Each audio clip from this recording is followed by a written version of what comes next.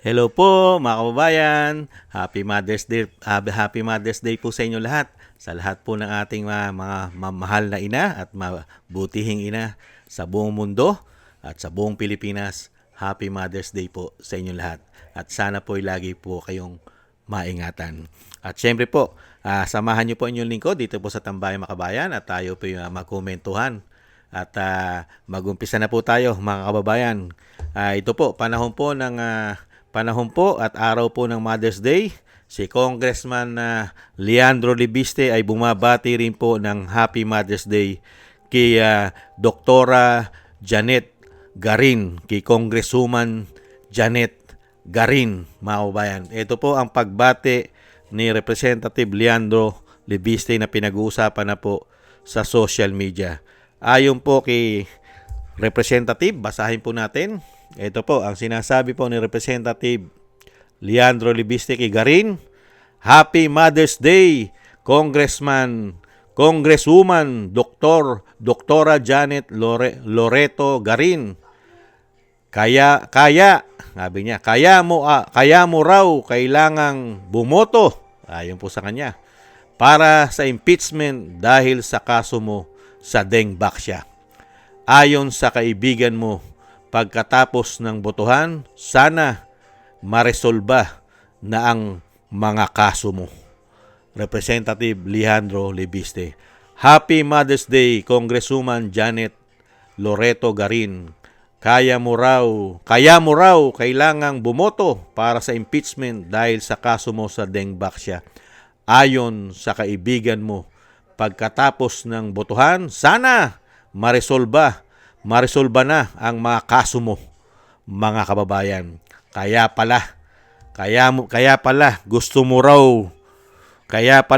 raw bumoto para sa impeachment ng Vice President para maresolba ang iyong mga kaso, lalong-lalo po sa Deng Baxia na napakarami pong ina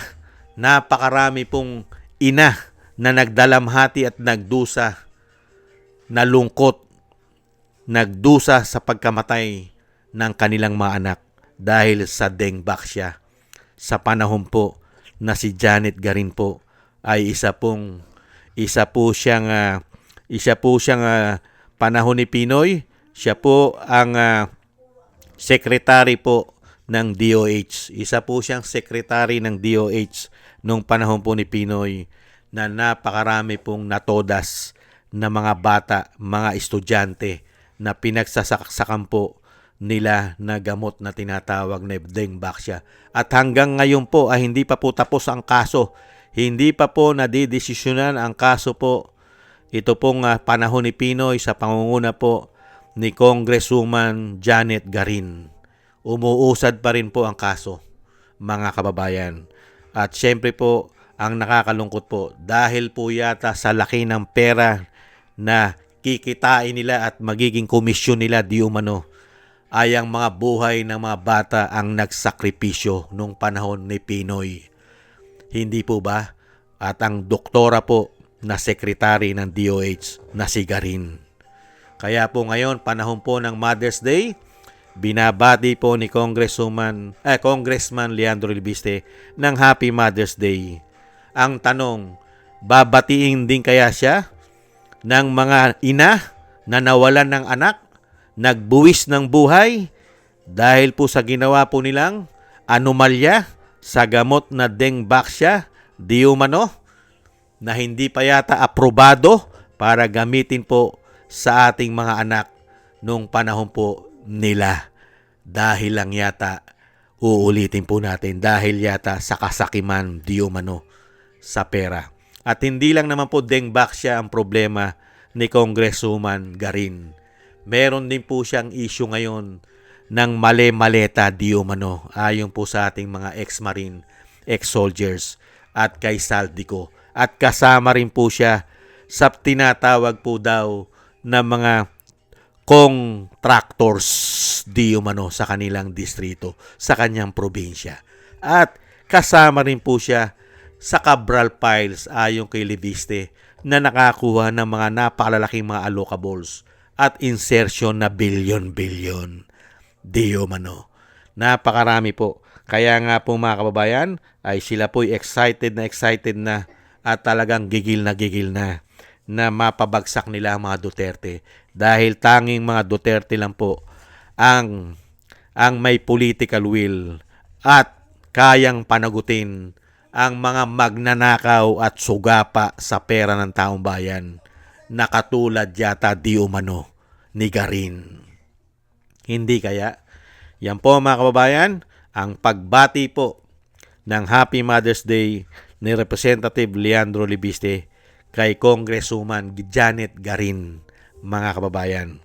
At syempre dinugtong niya ang mga buhay ng mga bata at ang mga magulang na nagdalamhati sa pagkamatay ng kanilang mga anak dahil sa gamot na Dengvaxia, na sana po'y magkaroon po ng katarungan sa mga darating na panahon.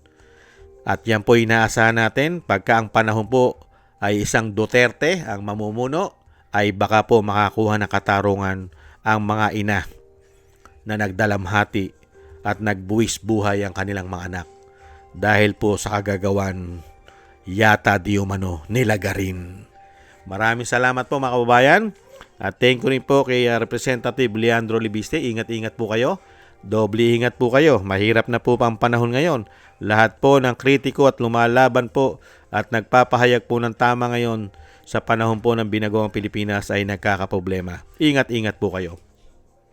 At maraming salamat din po sa mga gusto po ng ating tambayang makabayan sa YouTube at TikTok. At ganoon din po sa ating mga subscribers at patuloy po nagsusubscribe, sa mga nagko-comment, like, share, and subscribe. Mabuhay po kayo. Shoutout po sa inyo lahat. At shoutout din po sa ating pong mga kababayan nagbibigay po ng tulong at biyaya. Shoutout po kay Beichi Chiyoko, Kingston ng Hong Kong, Eric Hershio ng Canada, Jake Yahut ng Maisog, California, USA, Gina Ray Solidides ng Berlin, Germany, Julieta Celona ng Sydney, Australia, Baby Roman, Ate Isa ng Cagayan, si Jem Aris ng United Arab Emirates, Jovelyn Watanabe ng Japan, ako si Pilam, Ani Jo, Chodorico Erguisa Jr., Arfel Villacorta, Wills Bubbles, Rosalina, Michelle Yamaguchi, Norma Garcia, Gay at Sena, Tatay Nick ng Toronto, Canada, Nancy Lumampaw, Balance Vision TV, Jesus Valdepena, Rolando Guerrero, Mila Yi, Felipe Shapno ng Texas, USA, Rolando Timbor ng Alberta, Canada, Ma'am LB at Shermani ng North Miami, Florida, USA, Melchorita Espinosa ng Orlando, Florida, USA, Arthur Estranero ng USA at Mika Legaspi. Shoutout po sa inyo lahat at ingat-ingat po kayo lalo-lalo po sa inyo pong mga paggawa. At muli po, Happy Mother's Day po sa lahat po ng ating mga ina sa buong Pilipinas at sa buong mundo. Happy Mother's Day po sa inyo lahat at God bless po sa inyo lahat. Muli po mga kababayan, tis-tis po muna tayo at ingat-ingat po. Bye-bye!